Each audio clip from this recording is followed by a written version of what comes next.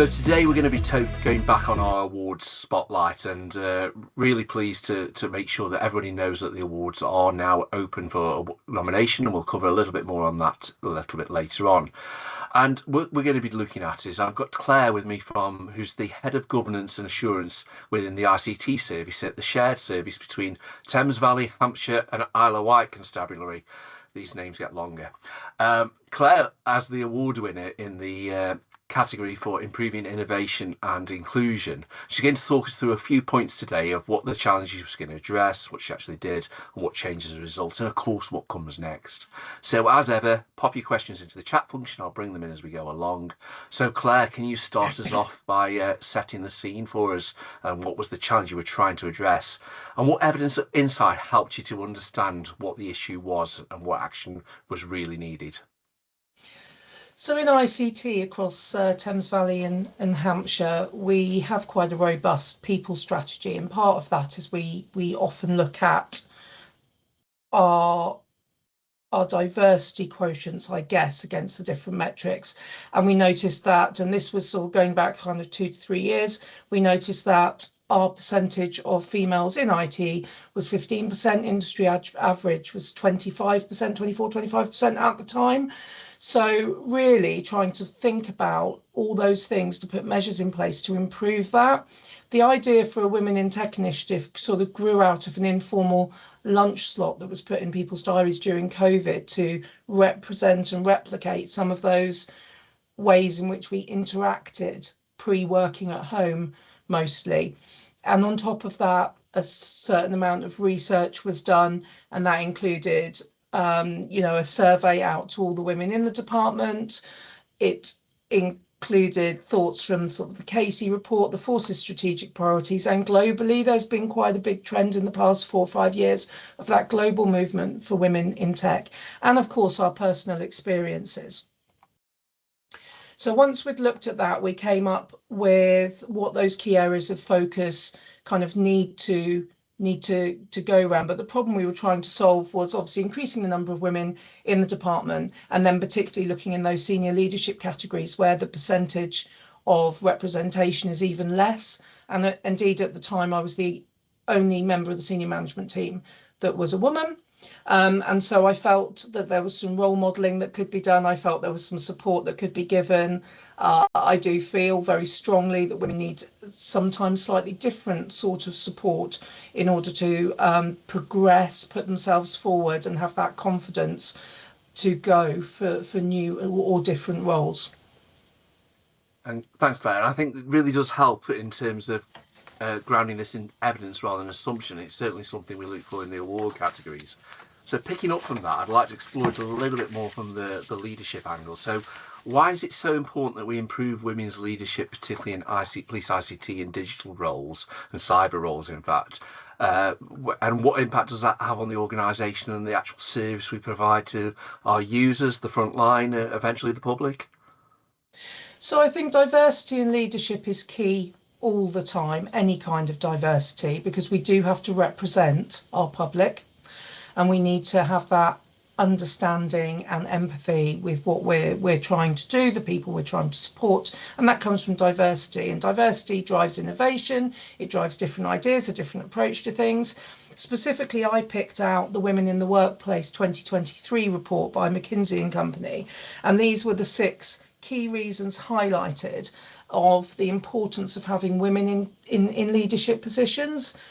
So women do value that balance between professional and personal leadership, as well as being kind of very proactive in ensuring others follow that as well and have that work-life balance. And I do believe, and part of our people strategy is we do stay interviews, and part of the fact that we have a good work-life balance is one of the key reasons that people stay within IT in our department. And I think that's, it can sometimes be where historically systems and environment have not been set up for work-life balance because it's not necessarily representative of how many women we have working with us. So I think it's really good to have that focus.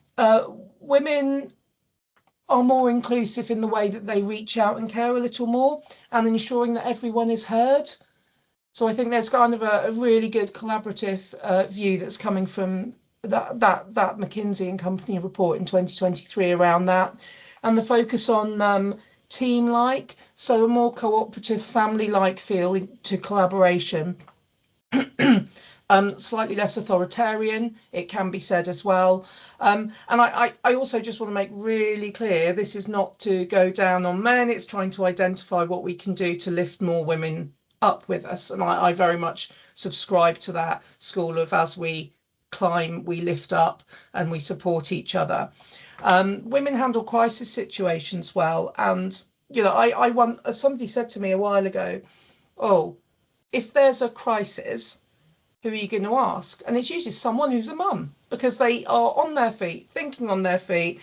The attribute of dealing with things in a crisis situation is one way in which women really come into their own in the workplace, and the way that they draw on people around them to support them.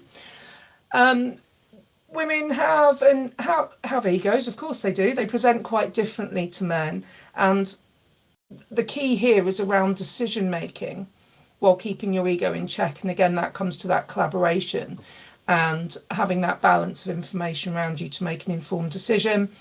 And then that natural multitasker, you know, simultaneously balancing so many plates. And again, it's not necessarily about being a mum or having children. We tend to use phrases more like caring responsibilities, because, you know, you are running a household, everybody's running a household. And if you are living with a partner or other members of your family, there's generally still that thought that the actual mental load from running a house falls onto a woman's shoulders, whether they're parents or not. So those are the reasons kind of that we picked out that we needed women in leadership. And therefore then we used some of those to work out what it is that we actually wanted to do and what we could bring in terms of a Women in Tech initiative. Yeah. And we'll go on to the how you did it in a second, but I was really interested in that stay interviews.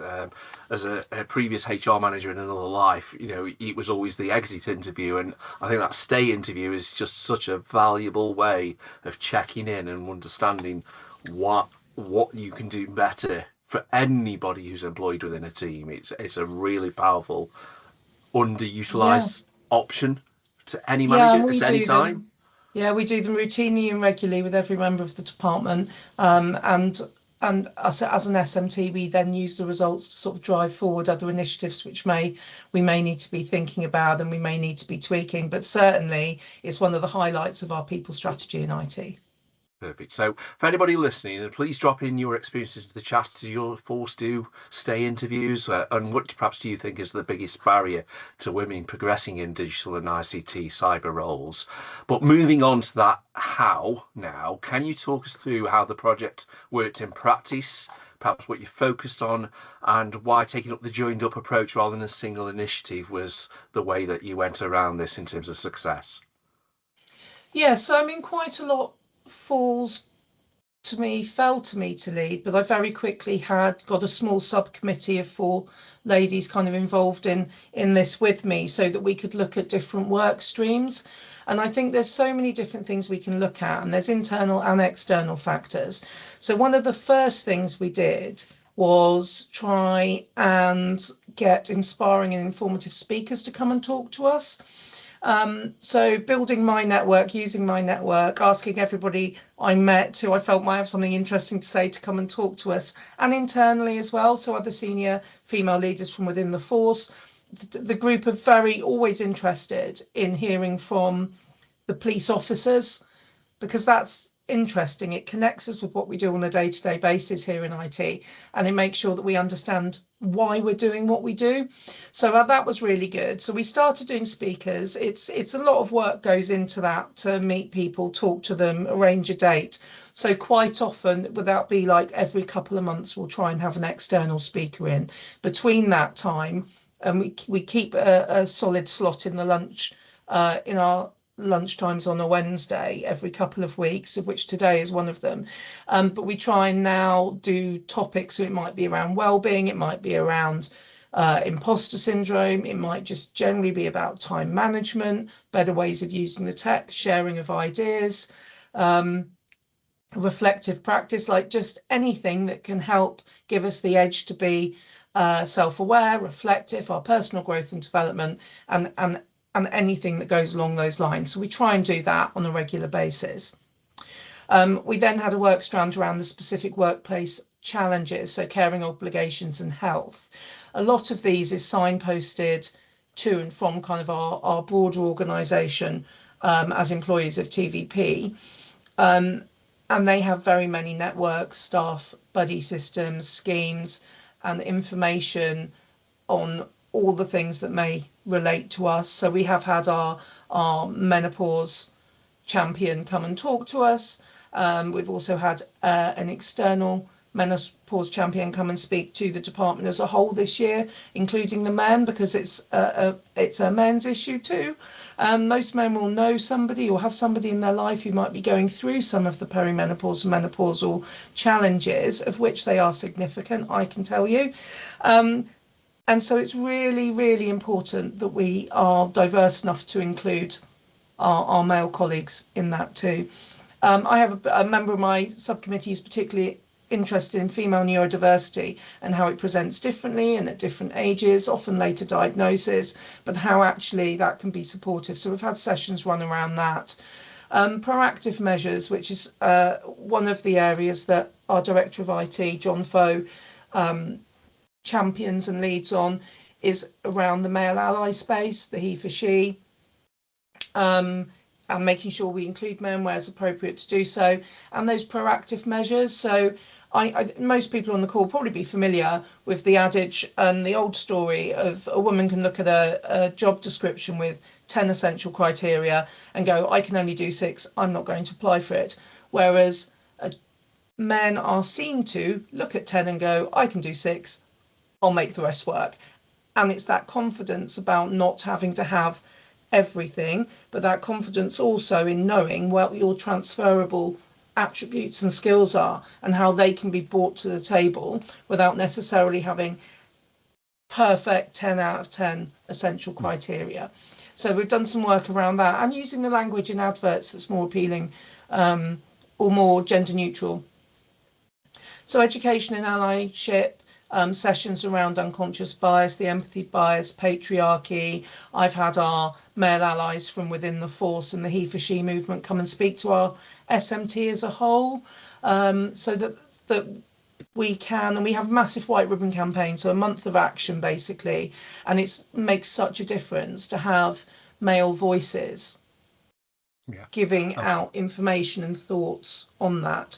And so we've been trying to do that because it's not always just a woman's issue. Without men, we can't change the world, as we know. Every time we look at all the VOG statistics, we need everybody to be championing that. Mentoring. So we initially started off using a platform that Reed Women in Tech were using called Propeller at the time. It's not that now, for mentoring internal and external. So I myself did College of Policing some coaching courses so that I could then be better and more able to help coach and mentor and support others within the department, of which I do that for a few of the ladies within the department. And we have within Force the Push Far system now, which matches up mentors and mentees and all of that, which is really, really helpful. And I've now got other mentees from other places within the force, which is great because I love that, and I get so much out of coaching and mentoring. And I often I'll say to people, I often set them up on a Friday because I go into the weekend feeling amazing because it's such a buzz to do that. And then that community activity, looking forward to how we can join in careers fairs with other areas of our force to say there's other options for joining the force, not just police officer, but there's police staff, there's IT, and really trying to focus that on getting into those schools in sixth form, being mentors even at that age. We weren't able to be successful in that in this round, but I'm rewriting the strategy now, and we're really hoping that we can push out with the support of the Thames Valley Women's Network to be able to do that going forward. Sorry, I talk too much.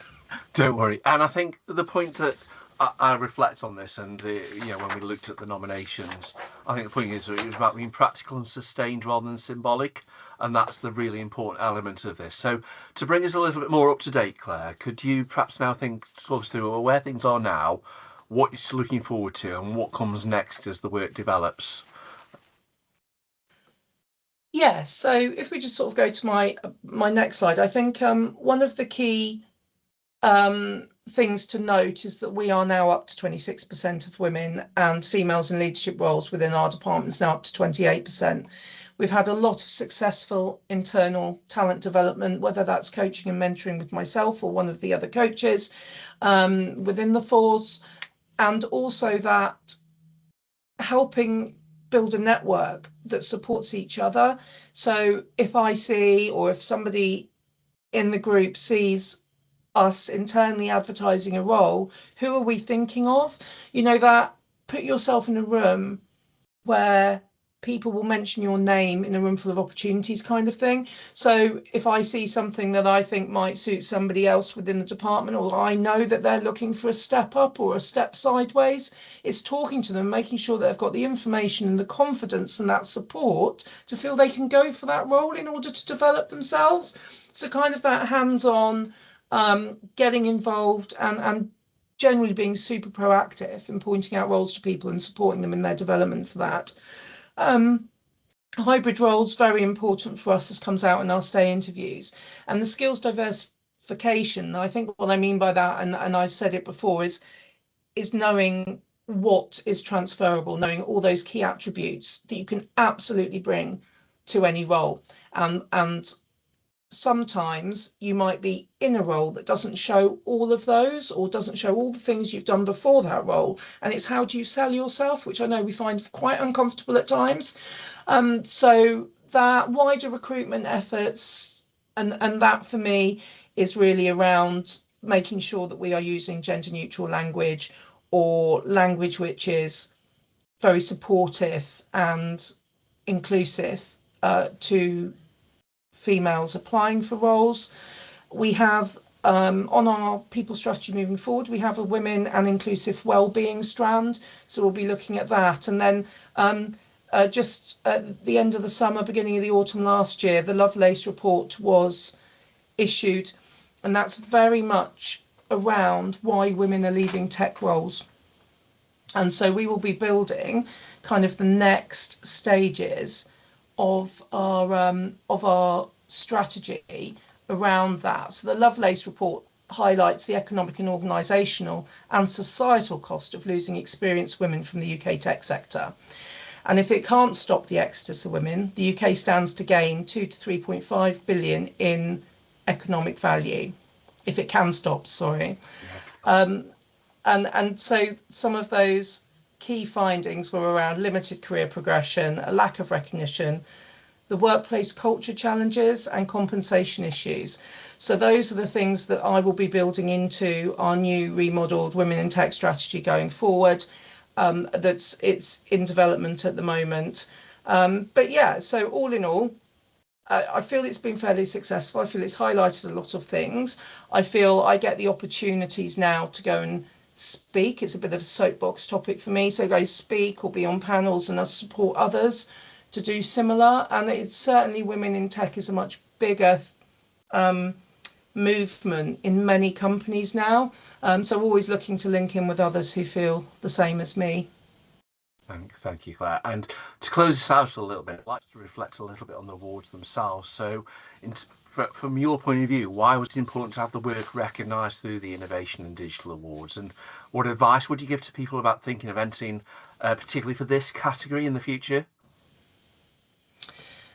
I think about how you measure your tangible benefits and the intangible ones. I think it's really important, and it was so important to me because I'm often the name and the face of it, that my subcommittee members got to be recognised and valued, and their name in lights kind of thing as well, which gives everybody a boost, and it grows that confidence, and you really want people to feel valued. And I think that's why it's so important, is to make sure that people feel valued for the work that they do, especially when these are over and above your business as usual day job. You do it because you care, you do it because you're passionate, and actually it's really nice to be recognised for that.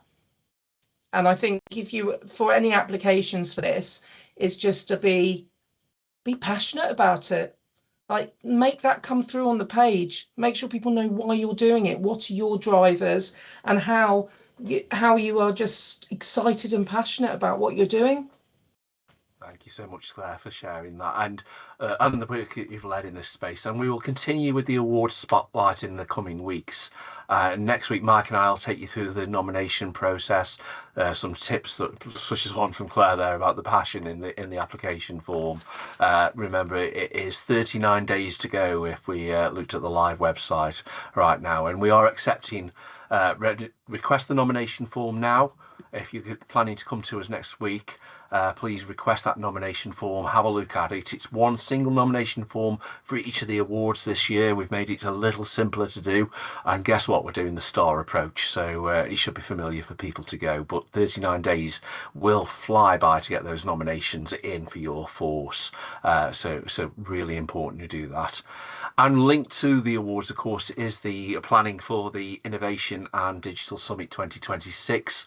We're currently accepting pre-registration, sponsorship and exhibition inquiries, and this is now the biggest event in the police technology calendar, the most significant event in terms of the mission we're doing to combine to deliver the ambitions of the National Digital Strategy. And we are returning to Merseyside again this year. It's a fantastic venue, so easy to get to. We've secured even more space this year so we can welcome more people from policing, wider law enforcement and internationally, and we're expanding on the agenda time and slots as well, creating more opportunities for engagement in the networking area and the exhibition space.